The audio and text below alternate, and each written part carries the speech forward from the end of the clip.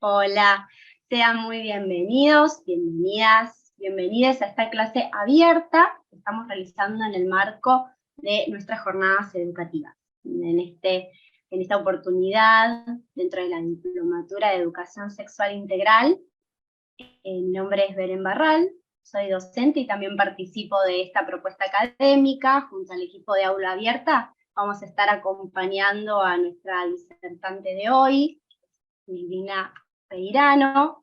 Ya antes de presentarla formalmente, les cuento que para saber nuestras actividades y estar al tanto de nuestras propuestas y novedades, pueden suscribirse al canal haciendo clic en la campana de suscripción. Bueno, ahora sí, vamos a presentar a nuestra disertante, vamos a estar con ella aprendiendo, ampliando o pensando nociones en relación a lo que es la diversidad funcional y los abordajes posibles en la educación sexual integral con esta temática. Voy a contarles un poco sobre Silvina Peirano. Ella es docente de educación especial, es especialista en sexualidad y diversidad funcional, es docente ESI en 2 cátedras de cursos de actualización docente del Instituto Superior del Profesorado de Educación Especial en la Ciudad Autónoma de Buenos Aires. También fue capacitadora de ESI del Programa Nacional de Educación Sexual Integral, es creadora, coordinadora y docente invitada en numerosos cursos, posgrados y diplomaturas en la Argentina y en el exterior. Es creadora de Mitología de la Sexualidad Especial y Sex Assistant, activista e investigadora en perspectivas educativas y sexológicas en diversidad funcional y, por supuesto, disertante nacional e internacional. Así que te damos la bienvenida. Silvina, gracias por estar nuevamente, te agradecemos. Capaz que podemos empezar, se me ocurría, como habíamos hablado un ratito antes, que cuando se habla de educación sexual integral, en general se piensa, bueno, primero en su forma jurídica o como ley, luego como contenido pedagógico o en realidad en funciones de contenidos en la escuela, y luego se piensa en sus puntos, ¿no? Con esto de pensar el cuidado del cuerpo, respetar la diversidad, tener en cuenta bueno, el lugar que tiene en los derechos, ¿no? La accesibilidad a los derechos, pero en muchos de esos ejemplos se habla hace poco, en realidad, o poquito se habla, de lo que también tiene que ver con otros tipos de diversidades. En esta diplomatura pretendemos ampliar un poco esto de las diversidades en otros sentidos, y uno de esos sentidos es esto de la diversidad funcional. Tal vez podemos empezar conversando de eso, que vos nos cuentes un poco a qué se refiere este concepto, de qué estamos hablando, o de qué personas estamos, o qué necesidades estamos hablando a la hora de este concepto de diversidad funcional.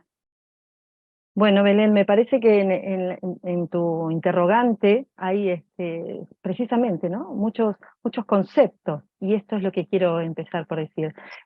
La idea de la diversidad funcional es un concepto y no solo un término, ni mucho menos un término novedoso y un término que hace mención solo a lo que antes, o seguimos mencionando como personas con discapacidad. El concepto de diversidad funcional es un concepto que viene a reivindicar lo que vos también decías, ¿no? La riqueza de la diversidad humana, y pensar esta riqueza específicamente en relación a quienes hemos considerado personas con escasas capacidades, personas que en lugar de tener deseos o fantasías o instancias y derechos sexuales, tenían necesidades. Es decir, el concepto de la diversidad funcional se amplía al modelo o filosofía de la vida independiente, y hace mención a que todos nosotros, todas las personas, somos diversas funcionales a lo largo de nuestras vidas. ¿De dónde parte este concepto que tal vez se nos licúa, ¿no? Porque no es aquello, no es sinónimo de todos somos diferentes, todos tenemos capacidades especiales, todos somos un poquito discapacitados? Te diría que ideológicamente, fundadamente, es un concepto totalmente contrario. Es un concepto político de la discapacidad. Creo que justamente a la discapacidad le faltan esas perspectivas sociales, antropológicas, políticas, activistas, ¿no? Para dotarse justamente de sexualidad, para que no sea una categoría al margen de las distintas categorías, insisto, incluido del sexo, las sexualidades, las eróticas. Y entonces este concepto de la diversidad funcional fue creado como instancia más próxima, ya por el año 2001, 2002, por un grupo, vale decirlo, minoritario de personas con diversidad funcional, pero que tuvieron esa impronta de lo que nosotros nos posicionamos, es decir, que sean las propias personas con diversidad funcional las que ofrezcan estudios, ¿eh? Sobre sus propias biografías, que no seamos solos los soposados expertos o autopercibidos válidos quienes hablemos de los otros, que seamos aliados, que acompañemos, por supuesto, pero que no seamos los protagonistas. Entonces, históricamente, en este colectivo hubo un punto de inflexión, es decir, el término diversidad funcional es un término en Argentina bastante cuestionado, no es un término al que podemos adherir todos, ¿sí? Pero sí es un concepto que en su momento, al conocerlo, a mí personalmente me sirvió para profundizar, para interpelar, para cuestionar todo eso que yo llamo nuestros propios validismos sexuales. Es decir, podríamos empezar por lo que a mí me interesa empezar, por preguntas y no solo por respuestas, ¿no? El concepto de la riqueza de la diversidad funcional es pensar la diversidad funcional como un valor y no como un problema, ¿no? No, como ciudadanos y ciudadanas de derechos, ciudadanos y ciudadanas sexuales, y no solo como pacientes, como pasivos. Lo que hace es, y para introducirnos en otros temas, es venir a ampliar las perspectivas de la ESI. Yo estoy posicionada en esta idea, es decir, no solamente pensar si vamos a darle permiso a las perspectivas en discapacidad para que se introduzcan en esta ESI bastante elitista que tenemos en los últimos tiempos, ¿no? Y una élite que cercena justamente por condición de discapacidad. Yo lo que planteo es pensar qué perspectivas tan ricas muchos de nosotros nos hemos estado perdiendo, incluso quienes trabajamos en ESI, porque los aportes, la riqueza que trae la diversidad funcional en relación a la ESI y a todas nuestras sexualidades, es de una riqueza tal que no podemos seguir perdiéndola, ¿no? Entonces, esto no tiene que ver con aceptaciones, no tiene que ver con permisos, no tiene que seguir pensando la discapacidad como nos lo han enseñado históricamente, como algo separado, distinto, que no nos era propio, ¿no? Que era un problema de otros. Todo esto lo que hace es cuestionar qué nos hace independientes, qué nos hace sexuales, qué nos hace autónomos, o hemos creído que nos hace autónomos, ¿no? Y por qué muchas veces, incluso desde dentro de la ESI, sostenemos relaciones de poder por discapacidad. Quiero decir, aquí aparecen algunos conceptos que vamos a ir tal vez mencionando, como es por qué nos queda esto que hoy tenemos, incluso después de 16 años, ¿no? De sancionada una ley nacional, que es esa ESI capacitista, esa ESI que nadie echa de menos revisionar. Decimos nosotros, la discapacidad parece ser la última reivindicación pendiente. Nadie cree, o muy pocos de nosotros creemos, afortunadamente cada vez somos más los que adherimos a estas perspectivas, que echamos en falta que dentro de nuestras formaciones, de nuestros posgrados, de nuestras formaciones en sexología, en educación sexual y en todas las profesiones que muchos de nosotros hemos tenido la oportunidad de recorrer, no aparece la discapacidad, o lo que es peor aún, aparece desde representaciones minusvalizantes, deserotizadas, desexualizantes.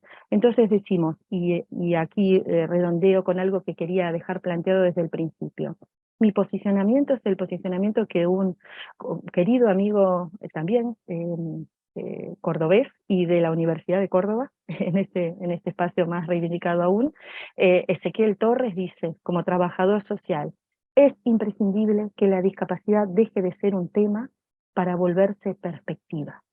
Dejemos de tematizar el tema de la sexualidad versus la sexualidad y empecemos a no solo validar y aceptar, sino recorrer estas perspectivas que de verdad creo que, y no es solo un mensaje inspiracional, nos favorecerían, nos permitirían ver o vivenciar nuestras sexualidades de otro modo, y lo que es más importante aún, nos permitirían poder ofrecer buenas y éticas prácticas en el acompañamiento de las sexualidades de las personas con discapacidad en cualquiera de las instancias que estas personas recorren en sus vidas, pero especialmente y con responsabilidad dentro de nuestras escuelas. Bueno, qué importante todo lo que decís, porque me sonrío porque voy pensando un montón de cosas, retomando estas cuestiones que vos decís, la importancia de tomarlo como una perspectiva, ¿no? O sea, me quedé con tres cosas. Primero, con pensar la perspectiva, y te comento a vos, les comento a todos y todas y todos que están ahí, del otro lado, preguntándose seguro un montón de cosas, porque para muchas personas esto es nuevo, ¿no? Son como ideas y conceptos que se van ampliando. Nuestra idea es justamente poder ampliar los horizontes de esta educación sexual integral, que desborde esa cuestión de las leyes, que se desborde a sí misma, como vos bien dijiste, ahí traigo también esto, se van a cumplir 17 años de esta sanción, entonces pasaron 1.000.000 de cosas en el medio, podemos contar, pero otras leyes además de hecho y otros derechos alcanzados a lo largo de este tiempo, entonces todos estos son también deberes y desafíos que tenemos todavía para implementarlos, para pensarlos, desde los diversos espacios, ¿no?, de formación, como vos bien dijiste, pero también nos interesa como desde la propia formación para poder intervenir en los territorios y poder pensar una ESI con una diversidad amplia, y que esto tiene que ver con una perspectiva, que es lo que llamamos, te voy a invitar a vos para que lo puedas desarrollar mejor, pero tener esta perspectiva justamente que deje de lado el capacitismo. También apostamos a una ESI que no sea racista, que también la podemos llamar anticapacitista, antirracista, en ese sentido con más fuerza, como para poder ir desarmando estas cosas que quedan de la élite, le decís vos, ¿no?, que tiene que ver con, bueno, hacia dónde se pensó o para quiénes se pensó en un principio. No nos olvidemos que esta ley fue muy difícil también de llevar adelante, con tantos prejuicios y tantas visiones moralistas, y hubo que negociar desde un montón de lados. Entonces esos desafíos que tenemos ahora para poder hablar de perspectivas y no de separar, ¿no?, tipo ESI y esto, ESI y lo otro, sino que la educación sexual integral integre justamente, amplíe esos horizontes, teniendo en cuenta estas miradas mucho más amplias, y entre ellas poder abordar, tener abordajes que no lleven en sí mismas este capacitismo internalizado, le diríamos, ¿no? Te dejo que vos puedas, digamos, ampliar con tu mirada ahí. Bueno, yo creo justamente retomando lo que vos mencionabas, creo imprescindible historizar e historizarnos, ¿no? Saber que desde la Argentina somos un país que, sobre todo en cuestiones que tienen que ver, y lejos de ser de reconocimiento propio, ¿no?, muchas veces buscamos en el norte global lo que en el sur hace mucho tiempo. Nos hemos posicionado, que tenemos un marco de derechos maravilloso, que no ha sido por casualidad que hemos llegado hasta aquí, pero lo que tenemos hoy responsabilidad social de ver es quiénes hemos llegado hasta aquí, cómo, ¿no? Y yo siempre digo que los procesos, hablo de la educación sexual integral con perspectiva en diversidad funcional, hablando de procesos de sexuación, pensando que la sexualidad es un proceso que que nos hace sexuales, sexuados y eróticos, pero que en ese proceso, ¿no?, que también a veces, digo, siempre está acompañado por procesos de enseñanza-aprendizaje, por procesos de rehabilitación, como acompañamos nosotros también a muchas personas con discapacidad, por procesos terapéuticos y demás. Lo complejo de esto es que hemos creído que eran procesos separados, ¿no?, que la sexualidad, así como la discapacidad, eran otra cosa, que incluso queremos dar hoy el debate a veces sobre una ESI con perspectiva en diversidad funcional, no habiendo garantizado todavía el tramo histórico de las reivindicaciones de una educación sexual inclusiva, porque a veces esto se nos complejiza. ¿Cómo hablar de educación sexual integral con estas perspectivas, que ahora voy a procurar mencionar en qué consiste, por lo menos desde mi posicionamiento, en un sistema educativo en una sociedad que todavía no ha dado el pleno debate, ya no en torno a la inclusión o exclusión de las personas con discapacidad, sino a lo que habla el modelo de la diversidad funcional.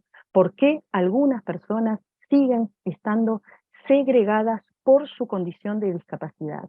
Y antes vos mencionabas también esta necesaria perspectiva, por aquello de decir, la discapacidad no es una categoría aparte, forma parte de la riqueza de la diversidad humana, y en nuestra ESI debería estar incluida, digo, pensada específicamente desde el eje de la diversidad, pero desde todos los otros ejes también, de lo que luego también vamos a hablar.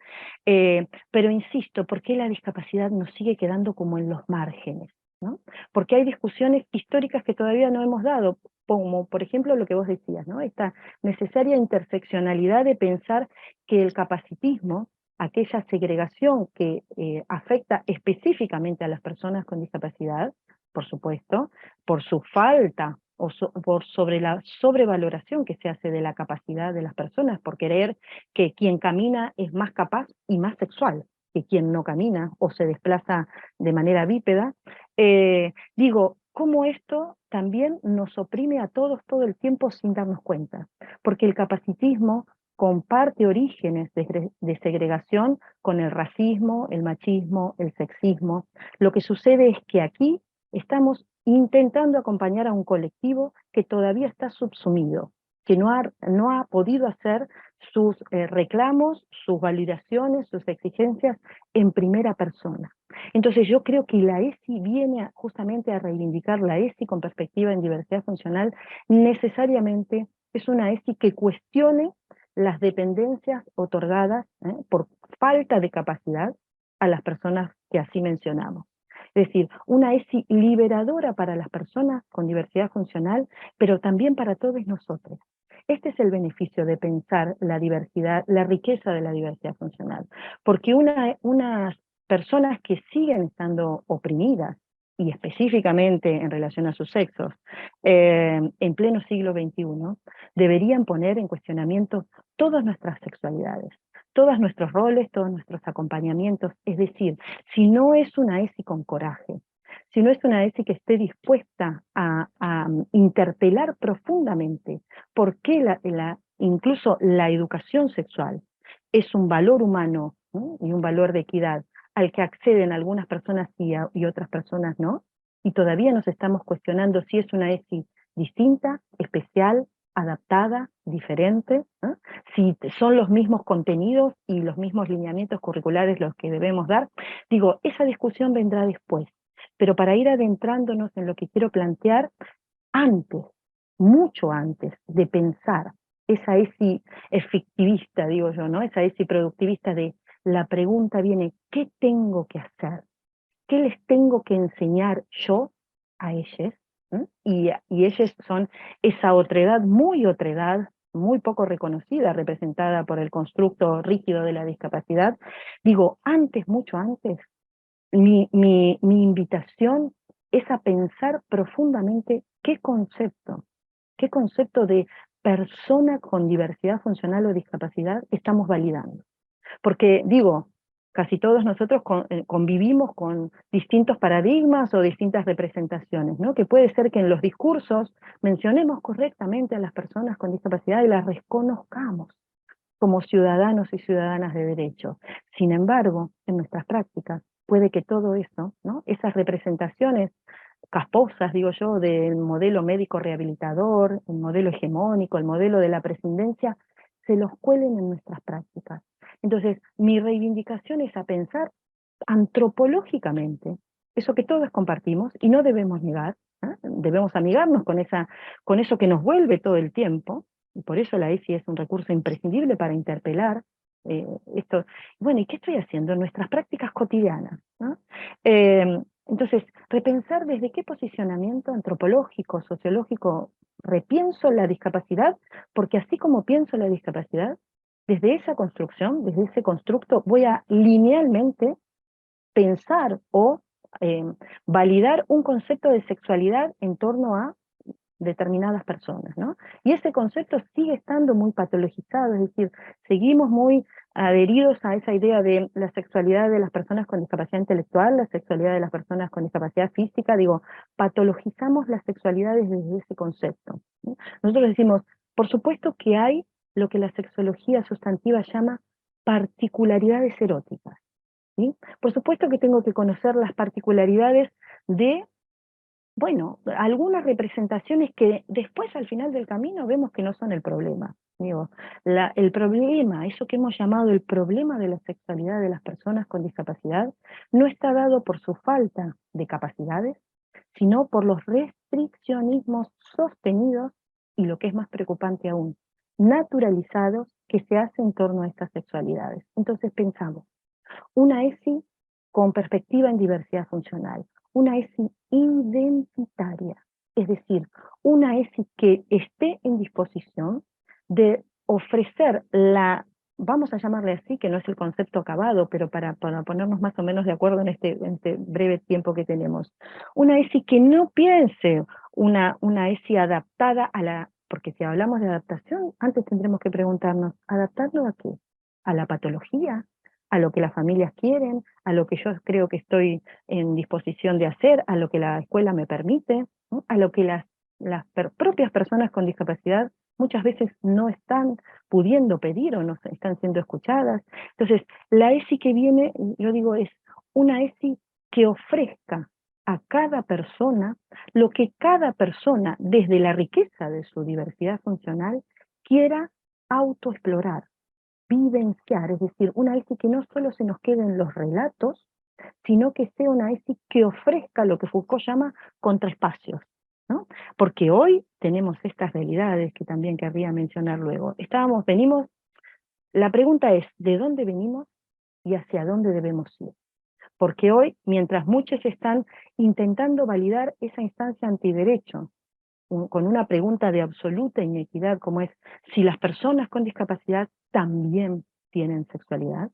Muchos de nosotros, en una pregunta inhumana, antiderecho, que a veces sigue apareciendo allí de manera naturalizada, muchos de nosotros decimos, ojo, porque esa pregunta no solo se está preguntando por la validación de que nadie tendría que dar fe de que es tan sexual como los otros, ¿no? Nadie tendría que poner a prueba a nadie en este sentido, pero lo que digo es, bueno, ¿qué es si estamos pensando para personas que hemos deshumanizado, deserotizado, porque a nadie que consideremos tan personas, aunque las llamemos personas con discapacidad, le haríamos o las someteríamos a estas inequidades, sobre todo en las instancias de esto, ¿no? De las eróticas, de reservarnos para nosotros, válidos, bellos, o capaces e independientes, oposados, ¿no? Bueno, estas instancias para nosotros. Entonces digo, la ESI con perspectiva en diversidad funcional viene a cuestionar todo esto, viene también a decirnos, ¿y hasta dónde voy a acompañar? ¿Cómo voy a acompañar? ¿Voy a hacer un acompañamiento desde mi rol profesional ineludible, quiero decir, ¿no? Porque esto también lo planteamos y cierro. Aquí no estamos diciendo si es sí o es si no para personas con discapacidad. Esta no es nuestra pregunta, no debe ser nuestra pregunta nunca. Nuestro posicionamiento hoy, después de 16 y más años, es ¿qué educación sexual integral le estamos garantizando o no a qué personas con discapacidad, desde qué roles, desde qué funciones y por los temas que tenemos que ir, ¿no? No habiendo solucionado todo lo que nos queda pendiente, pero digo, para puntualizarlo, a mí me preocupa sustancialmente hoy la vida de personas adultas con discapacidad, me preocupa específicamente la falta de accesos y de acompañamientos, y no solo de información, a personas con grandes necesidades de apoyo, ¿no? Porque a veces creemos que hay un prototipo de persona con discapacidad que más o menos, ¿no? Puede resolver sus... Bueno, pero ¿qué hacemos con aquellas personas que parece que no pueden hacer nada, entender nada, que nosotros no podremos explicarles, que nunca podremos comunicarnos? Esto es una falacia, ¿no? Pero digo, partiendo de esa instancia.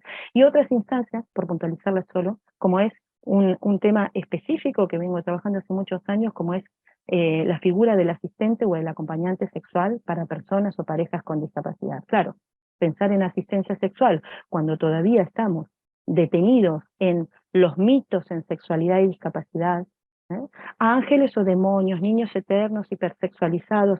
Vamos, los cuestionamientos del sexo para todos nosotros están ahondando en tantas perspectivas, y aquí justamente estamos paralizados en estas no preguntas que nos han llevado a lo que tenemos hoy, ¿no? Infinidad de personas con discapacidad que ya no, afortunadamente, no están pudiendo resistir esta fase angelizada, ¿no? Esta sacralización que hacemos de sus sexualidades y de sus deseos. Bueno, ahí yo quería intervenir porque son un montón de cosas para, ¿no? Para profundizar, para pensar, para debatir. Que vuelvo a insistir, para muchísima gente es una novedad, así como lo fue hablar del matrimonio igualitario y ahora está más instalado, así como fue hablar de qué son las identidades no binarias, ¿no? Hace poquito fue la primera marcha en Buenos Aires, se hizo de las identidades no binarias, y eso fue como también una interrupción hermosa que tiene que ver también con la educación sexual integral de estas identidades. Vos llamabas esto una ESI de las identidades también, y qué riquezas tenemos que empezar a ver o a conocer, e incluso a, bueno, esto, abrirse a la escucha, porque en esto que voy a retomar, ¿no? Que vos tomás, de dónde venimos, qué tenemos y hacia dónde vamos, se nos pierden un montón de cosas que son las que, bueno, con paciencia y de a poco hay que empezar a desarmar, conocer, escuchar, estudiar, practicar y ensayar para poder atender, porque si pensamos la demanda es tanta, pero porque la diversidad es tanta y tan rica, por suerte, y cada vez podemos pensar en más formas de existir y en diferentes formas de ser, en otros cuerpos también la demanda va a ser más difícil a la hora de, bueno, estoy en shock, ¿qué hago? Tengo un montón de cosas para hacer y para saber. Bueno, siempre ensayar y saber ya nos cambia la manera de intervención, y ya nos cambia y nos da otros horizontes como para poder acompañar estos procesos o acompañar y aprender estos saberes con lo que nos irrumpe a nosotros, ya sea en la escuela o en los otros territorios. En ese sentido pensaba, ¿no? Vos llamás a Foucault y yo, bueno, quiero ahí como en hacer un teje ahí con esto de lo micropolítico también y de las relaciones de poder que están en el conocimiento también, y que no olvidemos que muchos feminismos han levantado esta bandera de que las desigualdades en realidad se dan por sexo, género y raza, ¿no? Y acá sumar también cuerpos. ¿No? Por lo menos yo apuesto a decir sexo, género, clase, ¿no? Raza y cuerpos. Como todavía vemos que hay una pirámide que estamos todo el tiempo tratando de desarmar en esta pelea de que la integralidad sea también lo inclusivo. Bueno, otra discusión, inclusivo como para quién, será en otro momento, pero en esta jerarquización que se hacen de las identidades, por clase, por raza, por género y además por cuerpo, ¿no? Esto que también estamos viendo ahora, esto que se habla de la diversidad morfológica también, que se habla de los cuerpos diversos, del orgullo gordo. Bueno, hay como un montón de temáticas que, si bien, como vos decís, no son nuevas, pero sí están puestas ahí ahora a la luz o en las redes sociales, o se trabaja sobre esto.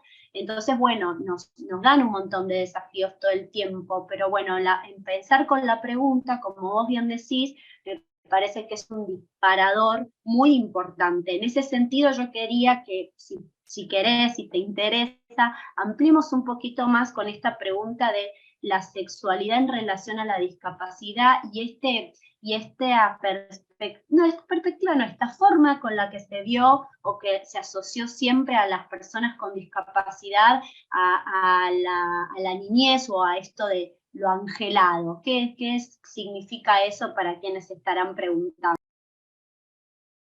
Bueno, yo creo que precisamente, ¿no? Lo que propiciamos cuestionar es esas representaciones sociales que todos prejuiciosamente, digo, este prejuicio es compartido antropológicamente por todos, ¿no? Si preguntáramos en la Argentina de hoy, pero en la China, ¿qué es ser una persona con discapacidad? En general lo asociamos a personas dependientes, bueno, minusvalizadas en sus deseos, que no pueden decidir sobre sus propias vidas sexuales, a las que hay que ayudar, que tienen necesidades, tienen más necesidades que deseos, personas asociadas, cuyas biografías sexuales están asociadas más al dolor, al sufrimiento, a la angustia, a la fragilidad, a quienes hay que proteger. Bueno, todos estos constructos es muy importante, muy, pero muy importante, revisarlos profundamente, porque son estas construcciones las que se nos cuelan a la hora de pensar una propuesta, una intervención, unos lineamientos, hasta casi, y lo que me preocupa hoy es casi protocolos de actuación, que luego tienen la palabra ESI, para determinar qué es lo mejor que podemos pensar para estas personas, ¿no? A veces creemos que, digo, cuando yo me pregunto mucho sobre estas nuevas trampas que nos tienden algunas reflexiones que vamos haciendo en la historicidad de la que veníamos hablando, ¿no? Porque a veces cuando creemos que lo mejor es este concepto de cuidado, por ejemplo, ¿no? Muchos de los conceptos que vos antes mencionabas son muy interesantes y hace mucho tiempo los venimos pensando con la perspectiva específica y no especial en torno a pensar las sexualidades, los cuerpos, los afectos, los vínculos, las relaciones, las intimidades, los permisos y sobre todo los espacios de ejercicio de estas sexualidades. Porque en la Argentina, como lo decíamos antes, tenemos un marco de derechos maravilloso, ampliado en los marcos nacionales, internacionales, pero sin embargo, todo este marco de derechos, ¿no? Todas estas fundamentaciones que también hemos hecho específicamente en torno a la discapacidad, ese fue uno de los trabajos primeros que yo empecé a hacer desde mitología de la sexualidad especial. Nos vamos a encontrar, y luego retomo lo que venía diciendo, nos vamos a encontrar con que muchas veces justificamos nuestro no acompañamiento, que no hablo de intervenciones, hablo de acompañamiento, es decir, de entrar y salir, ¿no? De hacer acompañamientos oportunos a personas que tal vez necesiten apoyos durante toda su vida, pero que esto no las hace menos válidas, menos decididoras de su propia vida, de lo que quieren, de lo que no quieren, de lo que gustan, de lo que no.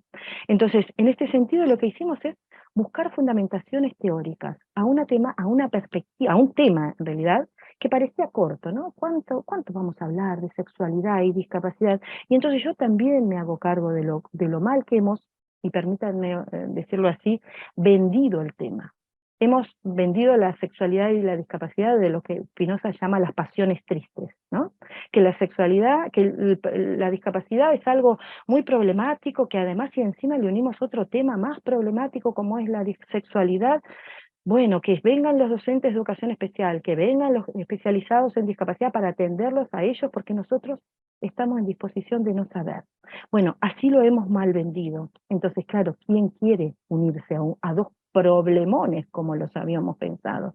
Bueno, hace mucho tiempo empezamos a tomar de distintas, ¿no?, intersaberes, distintas fundamentaciones, para que no se nos quede, insisto, la discapacidad al margen de los caminos de la erótica, ¿no?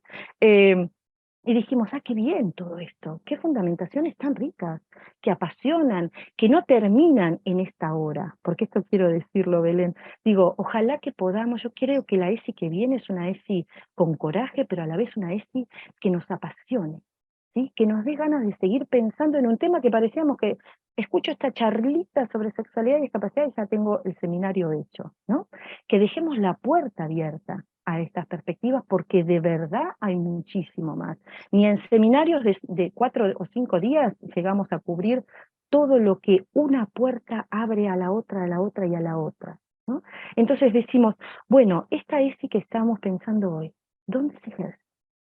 Porque aquí una de las instancias que tenemos es que tenemos fundamentaciones de derecho, que tenemos fundamentaciones teóricas, que tenemos todo el marco propicio para, pero a veces es una ESI sin nosotros dentro.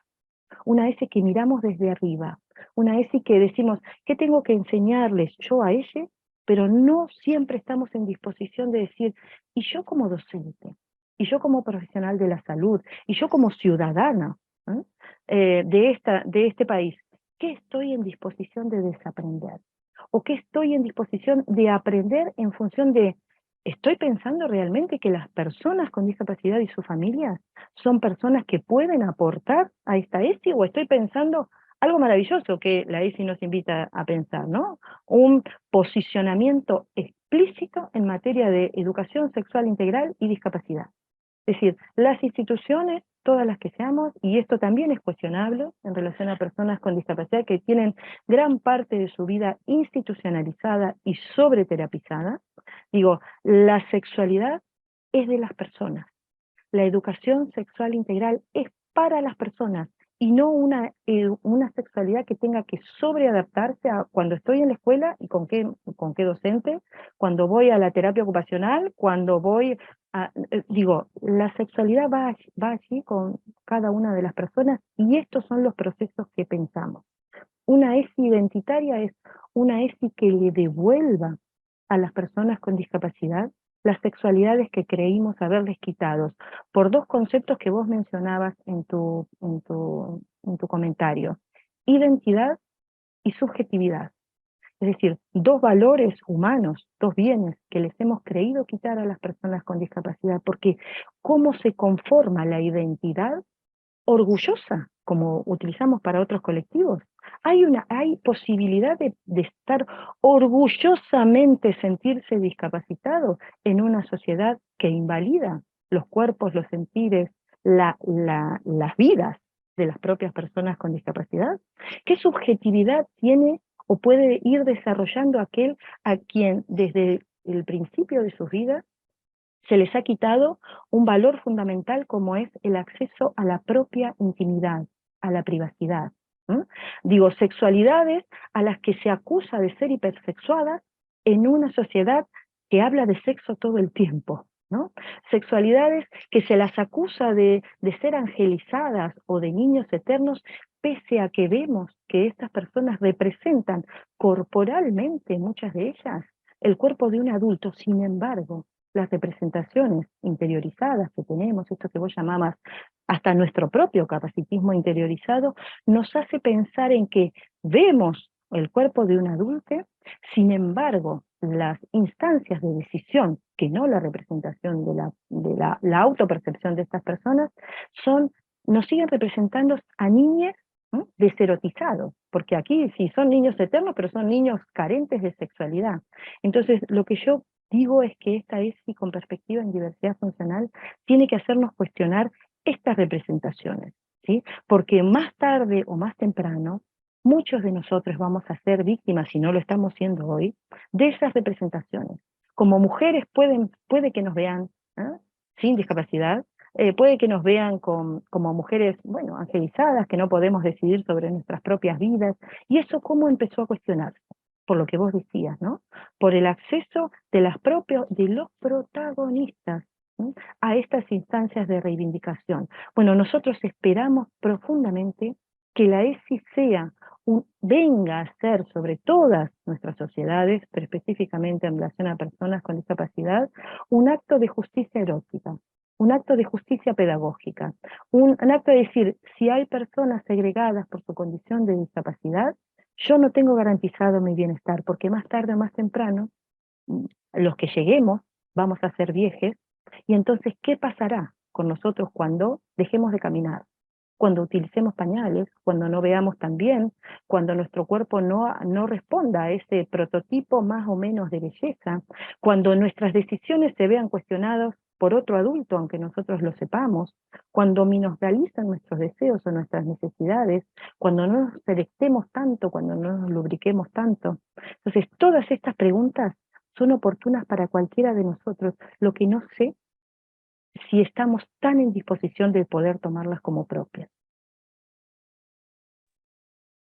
Qué interesante esto último de, bueno, poder pensar siempre como que hago la analogía siempre de que es menos difícil pensar para afuera que pensar hacia adentro, ¿no? Porque hay que revisarse un montón de cosas, y tomo esto que vos decís de, bueno, cuánto estoy dispuesta también a desaprender para aprender otras cuestiones. Y bueno, la ESI tiene una de sus formas, de sus puertas de entrada, que le llamamos, que tiene que ver con revisar, ¿no? La propia sexualidad, que tiene que ver con el propio camino, la propia vida, nuestra propia educación sexual, si ha sido integral, si no, si ha sido desde el modelo solamente biológico o reproductivista, porque vemos en esta jerarquía también que hay una cuestión de pensar a las personas con discapacidad, primero con una representación, como vos decís, única, porque, o muy parecida, ¿no? Cuando las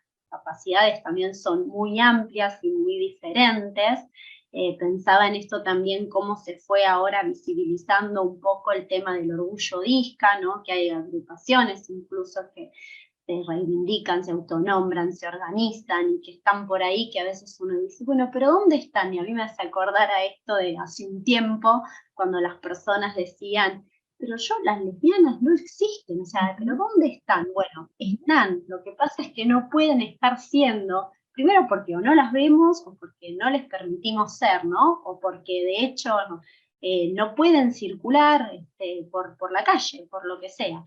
Entonces, ¿cómo vamos haciendo esa analogía? Que para mí todo tiene que ver con esta diferenciación, de nuevo, clase, raza, forma, cuerpo, que tiene esas jerarquías. El modelo hegemónico no es solamente ese de género, y no está solamente viciado por ese patriarcado entre lo masculino y lo femenino. Ese binarismo ya lo tenemos que romper, la ESI también tiene que ser una apuesta no binaria, por eso en esta diplomatura apostamos a que sea una pedagogía afectiva, y esto que vos tomás de la mano de una justicia erótica, para que reconozca el derecho del acceso a la sexualidad de todas las personas.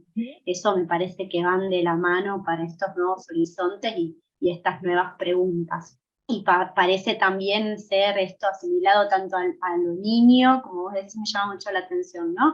Pensar que son los niños, todo esto de las potencias tristes, ¿no? Este concepto que vos venís a tomar de Spinoza, y poder potenciarlo desde el otro lado como lo imposible, ¿no? Estas cuestiones alegres, lo que sí puede, lo que sí somos, lo que sí necesitamos, lo que sí deseamos, lo que sí tenemos. Eso me parece como fundamental a la hora de empezar a desarmar esto y preguntarnos. Así que, bueno, para destilar tantas cuestiones. No sé si hay algún tema más puntual o específico que quieras vos aclararnos en función de esto. Algo que a mí me llama la atención, que me parece que es todavía para ir desarmando, ¿no? Pero no solo el modelo educativo, porque nuestra idea es poder pensar en todos los territorios. Vos dijiste, como yo profesional, o en casa, o como familia, ¿no? Como una en todos sus roles sociales, desde lo antropológico, como vos bien decís, más allá de lo educativo y lo profesional en general. Cuando pasa esto, ¿no? De cómo se entrecruza el concepto de diversidad. Yo sé que estoy diciendo, me parece una pregunta re grande la que voy a hacer, pero alguna pista, ¿no? Esto de la diversidad funcional, esto de, bueno, lo llamamos así o no, y esto de seguir llamando lo especial en algunas formas, ¿no? Y lo funcional, la diversidad funcional en otras. No sé si se comprende la pregunta. En el caso de la educación especial, ¿no? Que sigue nomenclándose así. Bueno, ¿qué opinión te merece estos usos que todavía van? Absolutamente. Bueno, yo soy docente de educación especial hace más de 25 años, hace 7, y lo menciono no por reivindicación propia, sino como parte de la historicidad, ¿no? Hace 7 soy docente del Instituto de Formación Docente de Educación Especial, el mismo que yo estudié, y me parece que justamente, ¿no? La ESI viene a pensar desde esa puerta de entrada tan importante que vos mencionabas, que es la reflexión de nosotras mismas, es decir, por ejemplo, que nos debe hacer pensar no solo sobre nuestras propias sexualidades, sino sobre nuestros propios posicionamientos desde nuestra representación de lo sexual en torno a qué docentes de educación especial estamos formando. ¿Para qué humanidades, no? Estamos formando este concepto de educación especial que tanto nos cuesta a los docentes de la modalidad, de sentirnos también orgullosos, de encontrar una identidad propia, ¿no? Es una identidad licuada la que tenemos, que siempre está pidiendo permiso, que propiciamos por integrarnos, por adaptarnos, por ser lo más parecido a lo normal, ¿no? Bueno, todas estas representaciones pseudo-inclusivas, estos conceptos, dejo allí un concepto que hace muchos años que venimos trabajando, pero que hoy especialmente toma fuerza, como es el tokenismo, ¿no? Un concepto que dice, en esta pseudo-inclusión, hacemos el como si, como dice Javier Romanach, uno de los creadores del Foro de Vida Independiente. Las personas con discapacidad han sido siempre queridas, pero no deseadas. ¿Mm? No deseamos ser parejas de personas con discapacidad, no deseamos tener hijos con discapacidad, no deseamos ser docentes de personas con discapacidad, ciudadanos, compañeros bueno, cuántas personas con discapacidad, lo decías vos también. Yo creo que la lucha hoy ya no es solo por la visibilidad de las personas con discapacidad. Digo, qué interesante esto que venías haciendo, Belén, y ese ha sido un poco nuestro trabajo, el de muchos, es decir, como, pero esto también lo venimos viendo en torno a otros colectivos, a otras discusiones. Claro, esto es lo primero que empieza a pasar, ¿no? Pero esto lo venimos pensando en torno a las diversidades sexuales, a los accesos a los... Claro, es esto, para que decir cuánto de común, y de particular tiene la discapacidad, de identitario específico, no especial. En ese sentido hablo de identitario, porque claro que tenemos que reconocer una ESI que no siempre hemos entendido para personas con discapacidad. ¿Por qué? Vos lo decías antes, porque venimos de una ESI biologicista que tensionamos, pero también esa ESI que no validamos, que no puede seguir siendo solo biologicista, se aúna a un modelo biologicista de la discapacidad. La discapacidad ha estado históricamente explicada como una falla biomédica, ¿no? Y no como humanidades y como sexualidades que tienen, sí, y no lo negamos, todo lo contrario, lo reivindicamos, una forma particular, diversa de ser, de sentir, de pensar, pero ni más ni menos particular y diversa que la de todos. Lo que pasa que son, en general, sexualidades, digo yo, desjerarquizadas, ¿sí? Que a la vez intentamos unir en una ESI que no las reconoce como tales. Digo, para pensar esto, hagamos una lectura profunda, zambullámonos profundamente con estas perspectivas en la lectura de los lineamientos de la ESI. Zambullámonos profundamente en pensar ejes y puertas de entrada de la ESI con perspectiva en diversidad funcional. Y allí está todo, porque cuando yo digo, cuestionemos los modelos de belleza, cuestionemos lo que vos decías, ¿no? Las diversidades corporales. Bueno, vamos a pensar la diversidad corporal como una diversidad asociada a los cuerpos de las personas con diversidad o discapacidad, ¿sí? Entonces, todo esto que venimos, las masculinidades, digo, hay un concepto que a mí me parece muy interesante, pensar la discapacidad como una experiencia personal y no como una tragedia, por más que yo tenga el mismo diagnóstico. Lo que a mí me interesa, sin desconsiderar el diagnóstico médico, lo que a nosotros como educadores sexuales nos debería interesar es la biografía sexual de esa persona, la forma particular de vivir o de sobrevivir a los restriccionismos y a los condicionamientos que lo social le pone a esa persona en ese contexto y en esa identidad específica, digo, porque no es lo mismo, y ahí empiezan las perspectivas, ser una persona con discapacidad física que intelectual. Las subsumisiones que se ejercen sobre las personas que parece que no piensan, o que no se comunican con el lenguaje oral, parece que subsumen más que a las que, bueno, solo les falta caminar, pero son bastante parecidos a nosotros, ¿no?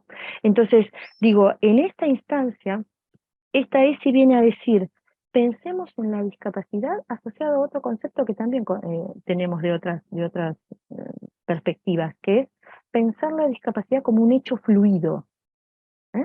Como pensamos el sexo fluido, digo, las personas no son esto, digo, ¿cómo podemos seguir pensando esas personas que nacen con una discapacidad y al minuto 3 ya sabemos, tenemos un diagnóstico y un pronóstico de lo que van a poder hacer, si se van a poder casar, no se van a poder casar, si van a tener hijos, si van a llegar a la escuela, ¿no? ¿Cómo interpela este concepto minusvalizante de la discapacidad?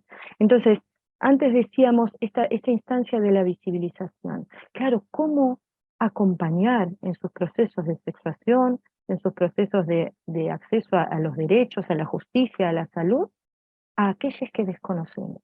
Porque la pregunta antropológica es, ¿cuántos de nosotros hemos convivido, nos hemos criado, nos hemos educado, hemos ido a un boliche, a cualquier lugar que no se esperan a las personas con discapacidad? ¿Cuántos de nosotros? ¿Cómo comprender las realidades inequitativas de sexualidades y de personas que desconocemos? Por eso no se trata de ser un especialista en discapacidad, solo se trata fundamentalmente en una primera instancia, luego decimos, esta es una ESIC a la que hay que ponerle los codos y estudiarla como a cualquier otra y tal vez más, ¿no? Pero digo, en esta primera instancia se trata de estar en disposición a que si no puedo acompañar, por lo menos no ser un obstáculo. Esto se lo digo a muchos de nuestros compañeros a las que nadie pone en juicio, pero digo, qué importante empezar a revisar. ¿Y yo para qué estoy? ¿Hasta dónde estoy? ¿A quiénes voy a acompañar? Porque hoy lo que nos llega es una demanda de eso que decimos, ponerle el cuerpo a la ESI. Puede ser que aquí ponerle el cuerpo sea otra cosa, porque hay otros lemas que incluso desde nuestra educación sexual integral, yo invito desde estas perspectivas a tensionar. Uno de ellos es que la sexualidad no es genitalidad. Para mí es una verdad a medias. Para mí es una ESI que culpabiliza a los genitales, ¿eh? o le da, por supuesto que le hemos dado una prioridad a la genitalia y a las relaciones coitales o genitales. Pero ¿qué pasa cuando yo tengo que acompañar, y estas son lo que se llaman las verdaderas controversias éticas, ¿eh? A personas que para tener el acceso a su propio cuerpo o a su propia experiencia sexual, yo voy a tener que acompañarlas como no tendría que acompañar a un prototipo de adolescente, por ejemplo. Entonces, esto va a ser muy importante que empecemos a repensarlo, porque aquí no se trata solo de darles una charlita o 2 o 3 coordenadas y ponernos de acuerdo entre nosotros profesionales qué es lo mejor para ellos y demás, hasta dónde van a llegar y no. Hoy las personas, muchas personas con diversidad funcional están exigiendo, ¿no?, por hecho y por derecho, otros acompañamientos que hacen decir, claro que la sexualidad no es solo genitalidad, pero la incluye. ¿Y qué pasa cuando nosotros decimos hay que degenitalizar las relaciones, pero sin embargo volvemos a los genitales como un área de prioridad para nuestros garantismos sexuales? Mira, Belén, yo me pregunto sobre algo que también es bastante cuestionable. Si el sexo es un derecho, si el sexo en sí mismo es un derecho. Y yo digo, desde lo que trabajo, ¿no?, la sexología sustantiva, que habla de la sexistencia. Todos tenemos una vida sexual, existimos a partir de que somos sexuales y no al revés. ¿eh? Yo no tengo que dar cuenta de que soy sexual, no puedo dejar de serlo, y el prefijo con o sin discapacidad no debería poner en tensión la sexualidad de nadie, sin embargo lo hace. Entonces decimos, la sexualidad es algo que se es, no que se tiene en función de si se produce o no se produce más. Y ahí viene la idea de la persona con discapacidad como una idea neoliberal de la discapacidad como algo que es improductivo, que no se reproduzca, es un poco también, ¿no? Personas que no aportan ni a una relación ni a las sociedades en sí mismas, ni a la educación sexual integral que estamos queriendo garantizar para algunos de nosotros. Entonces lo que digo es, bueno, el sexo en sí mismo no es un derecho, yo no tengo derecho a ser sexual, soy sexual, pero a la vez digo, sí que tenemos derechos por garantizar. Uno de ellos es una ESI accesible, equitativa, para todas las personas con discapacidad, porque luego lo que nos encontramos es, bueno, para quienes tienen un determinado cociente intelectual o una determinada discapacidad, no, no, no, eso ya existe, no segreguemos lo que ya, no validemos lo que ya existe para terminar. Entonces digo, la ESI que viene es esta, la que ya está aquí, que ya no puede esperar, no puede, no es, bueno, déjame que lo piense, es que mientras nosotros pensamos, hay un montón de personas que lo están pasando muy mal. Y esta es nuestra responsabilidad, insisto, más allá de lo profesional, pero desde la ineludible responsabilidad profesional, nuestra responsabilidad como ciudadanos, como humanos que decimos ser, es empezar a acompañar, a ponerle el cuerpo, pero literalmente, a esas sexualidades que van a necesitar apoyo para la vida independiente, que eso es una ESI que propicie la vida independiente de todas las personas con discapacidad, mucho más allá de su capacidad o autonomía física, intelectual o sensorial. ¿Sí? No pone, la falta de autonomía no pone de ninguna manera o no debería poner en cuestionamiento la, la, el derecho de decidir sobre la propia vida o sobre el propio cuerpo. Pero ¿cómo voy a decidir sobre mi propia vida teniendo 35 años, por ejemplo, y no estoy inventando historias, digo, historias que aún hoy son reales? ¿Cómo voy a decidir con quién quiero estar en la intimidad erótica, sexual o afectiva si todavía hay quienes me eligen las medias? ¿Sí? Entonces, esta progresión es una progresión que, claro, venimos de tan atrás que a veces algunas discusiones nos quedan, ¿no?, como desenfocadas en tiempo y espacio, pero son discusiones que ya están aquí y son imprescindibles desde estas perspectivas que planteamos. Totalmente. Pensaba mientras vos vas desarrollando tantas preguntas que tenemos que hacer, pero también esto de buscar la respuesta también colectiva en nuestros propios contextos, ¿no? En lo que miramos, cerca de quién estamos, cómo pensamos, qué representaciones tenemos, y que esas preguntas ayuden a poder pensar maneras de intervenir o, como vos bien decís, acompañar. A veces no acompañamos directamente porque no nos toca, porque no estamos cerca, pero sí es re importante volver a marcar, me pareció fundamental esto que vos decís, de por lo menos no obstaculizar, no dificultar estas situaciones, porque nadie tiene un libro, ¿no? Esta de la ESI es tan profunda y tan amplia y tiene todavía tantos desafíos que uno piensa, bueno, pero hace 17 años ya todo el mundo más o menos debería saber. Sí, debería saber que está en la escuela, cuáles son los lineamientos, pero estamos hablando de otra cosa que va más allá tiene que ver con una forma de vivir y con una forma de entender que la sexualidad es parte de la vida y de la vida de todos, todas y todes, independientemente de su forma, su presentación, de su clase, su género, de sus capacidades. Entonces, pensaba, ¿no? Esta apuesta a intervenir, vamos viendo de a poco, o por lo menos quienes estamos también, somos partes de instituciones, también vamos viendo cómo aparecen materiales en relación a la ESI, la discapacidad, cómo va apareciendo de a poco, bueno, esta autocrítica también como hilo, como punta disparador. Me gusta hablar del disparador, digo, como invitación a poder seguir desarmando cuestiones, a seguir armando materiales didácticos, porque eso también sucede mucho. Las personas, independientemente de dónde intervengan, siempre se preguntan, ¿cómo hago? El cómo hacer es muy importante, pero creo que en algunas cuestiones primero hay que hacerse como la pregunta, ¿no? De qué estoy hablando, y luego, bueno, ver el cómo, y ese cómo puede ser construido, y ese cómo también siempre va de la mano de escuchar al otro. Esto cuando vos decías el otro, yo pensaba en esto del sujeto subalterno, es una otredad que aparece en otra dimensión, y que la inclusión tiene que ver con, bueno, dale, te hacemos parte del grupo, ¿no? Cuando la riqueza es la diversidad en sí misma, ¿no? Tenía una amiga que decía, la norma no es la norma es la diversidad, ¿no? Como la ley es la diversidad y esta riqueza de poder ir pensando y desarmando en ese sentido.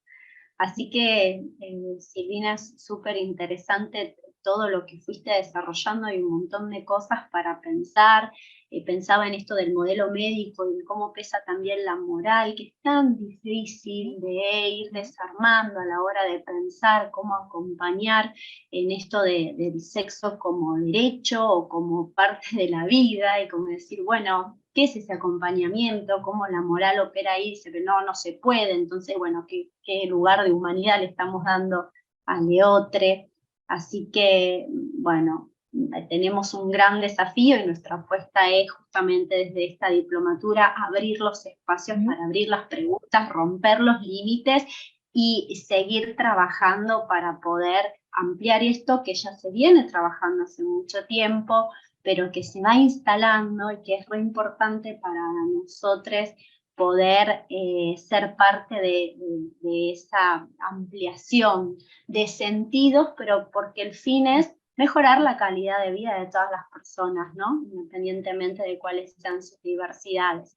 No sé si vos tenés alguna cuestión más para agregar. Nosotros siempre para ir cerrando, nos gustaría, siempre le preguntamos a los invitados alguna pregunta que nos quieran dejar para seguir pensando o para orientarnos en relación del tema, o algún consejo. Un consejo, bueno, viste, es como raro lo del consejo, pero una pregunta que aconseje o que más o menos inspire esto que vos venías hablando, ¿no? Bueno, alguna pregunta inspiradora para que podamos seguir en este camino del pensar la temática. Bueno, Belén, en principio agradecerles este espacio, además reivindicar específicamente todos estos lugares ganados, ¿no? Dentro de las formaciones de ESI, específicamente, dentro de las formaciones, como te decía antes, ¿no? Nos necesitamos a todos todo el tiempo, en distintos lugares.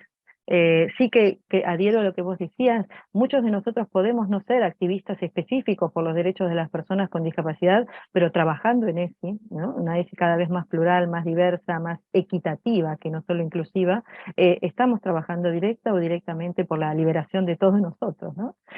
Como sociedades de bienestar, de dignidad, como dice el modelo de la diversidad funcional, un concepto maravilloso, la libertad. Este puede ser la invitación, ¿no? A pensarnos todos dignos y todos libres, independientemente, pero a la vez desde nuestra propia diversidad, mucho más allá de esos binarismos que pensamos, ¿no? Y que cuestionamos hace tanto tiempo de varones o mujeres. Bueno, esos binarismos que ya muchos de nosotros cuestionamos y tensionamos, se siguen sosteniendo en torno de los discapacitados o los capacitados. Que nos siga separando el yermo de la normalidad es lo que nos cuestiona, ¿no? Que nos siga separando este ideal de que ojalá nunca me pase esta desgracia de ser, de ser una persona con discapacidad, o de tener un hijo con discapacidad, o de tener que trabajar con personas con discapacidad porque no sabría cómo. Bueno, este es un buen momento para preguntarnos, ¿no? ¿Qué nos hace capaces? ¿Qué nos hace autónomos? ¿Qué nos hace independientes?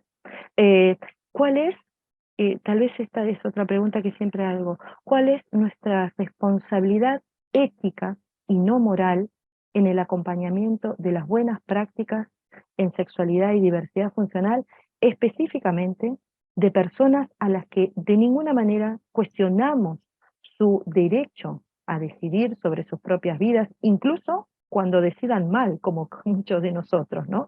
Pero ahí debemos estar, para entrar y salir. Y termino con dos conceptos o tres que me interesa dejarlos solo puntualizados. No era la intención de este espacio resolver nada, sino todo lo contrario, problematizarlo más, ¿no? No volverlo un problema, problematizarlo profundamente. Pensemos en que puedo tener el mejor proyecto, la mejor fundamentación en sexualidad y diversidad funcional, en educación sexual, pero que si esos proyectos o propuestas no están comprendidos, pensados con las propias personas con diversidad funcional, es un proyecto que no tiene viabilidad. Estas tesis son con las personas con diversidad funcional dentro, imprescindiblemente como protagonistas de sus propias vidas sexuales, eróticas y afectivas.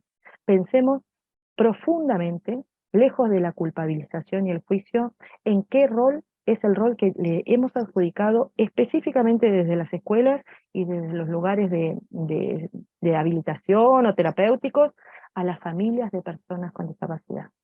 ¿sí? Las hemos culpabilizado por todo lo que han hecho de más o lo que han hecho de menos. Nosotros lo decimos y lo dice la ESI. La ESI es con la familia, pero después con las familias que están de acuerdo y con las que no están de acuerdo.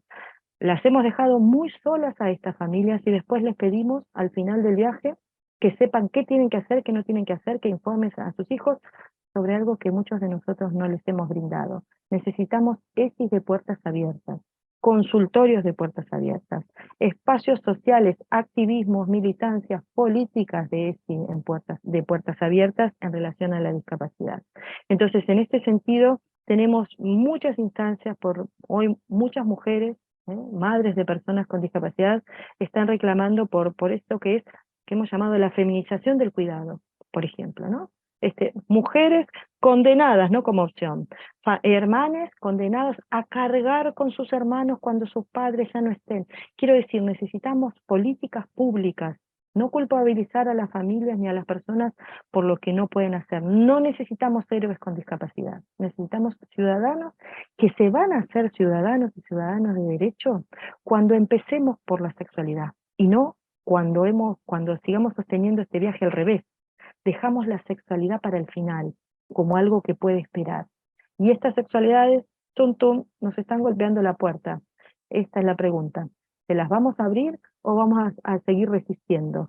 Porque creo que ya no hay fuerza que pueda con esta vitalidad imparable de muchos de nuestros compañeros que se reivindican sexuales hace muchos años. Bueno, muchísimas gracias, Silvina, por todas estas preguntas realmente inspiradoras. Por lo menos en mi interpretación me parece que interpelan muchísimo a las personas que están siendo parte o están escuchando esta conversación, que devino conversación, ¿no? Para poder abrir otros sentidos, ampliar lugares, mejorar nuestras prácticas, pero sobre todo, como vos bien decís, humanizar este trabajo de acompañamiento o de enseñanza o donde quiera que estemos, para pensar que la diversidad es mucho más que eso que creemos, que es lo otro, y que la diversidad funcional es importante para tenerla en cuenta a la hora de pensar en la educación sexual integral. Todas estas últimas preguntas que nos llevamos me parece que van a generar, y esperamos que hayan generado interés, búsqueda, más aprendizaje, que les invite también a ser parte de estos espacios de formación, donde pretendemos ampliar las miradas. No sé si, Silvina, querés dejar algún contacto, tus redes sociales también, tal vez haya muy interesados del otro lado para poder seguir contactando o ver cuáles son tus actividades. Antes de eso les vuelvo a decir que se pueden suscribir en nuestro canal de Aula Abierta, teniendo clic ahí en la campana de suscripción para también enterarse las propuestas que nosotros tenemos en relación a ESI, que amplían otros horizontes, así que te doy la palabra ahí, Sil, para que nos puedas pasar tus contactos. Bueno, gracias por la generosidad también, eso, ¿no? Democratizar, digo yo, estos espacios que venimos construyendo, ¿no? Porque no es mi proyecto. Si no lo colectivizamos, si no lo hacemos accesible realmente a todos. Bueno, y así surgió hace muchos años Mitología de la Sexualidad Especial, un espacio que van a encontrar hoy específicamente en Facebook, desde el que empecé a recopilar todas estas fundamentaciones teóricas, muchísimo material bibliográfico y audiovisual que en los últimos años se produce, pero que a la vez hay que seguir repensando y produciendo otras instancias. Y desde Instagram pueden seguirme en @sexespecial, porque insisto, allí no solamente están los posteos y temas que yo voy planteando y preguntas que también comparto, sino lo que es más importante aún, actividades que vamos haciendo, que pueden proponer, y a la vez los comentarios e intercambios con los participantes de este espacio. En las redes sociales también tenemos un activismo muy importante por hacer, ¿no? Bien utilizadas es el acceso a muchas otras personas que de otra manera no podrían llegar a muchas de las instancias inequitativas que a veces todavía seguimos sosteniendo. Bueno, nos encontramos por allí, por donde quieran. Lo importante es Belén, me tomo 2 segundos. Nunca es no es la pretensión interpelar, para nada. Las preguntas que comparto con ustedes, las reflexiones, algunas que he podido compartir, son las preguntas que yo me hago a mí misma todo el tiempo. ¿Sí?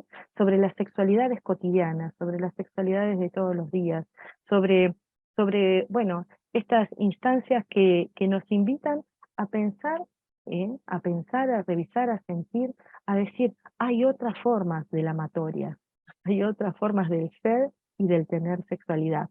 Y nos están esperando, y a veces, bueno, la capacidad física, intelectual o sensorial, lejos de ofrecernos un abanico más amplio, a veces nos las restringe. Así que vayamos por ellas, que ahí estarán. Gracias.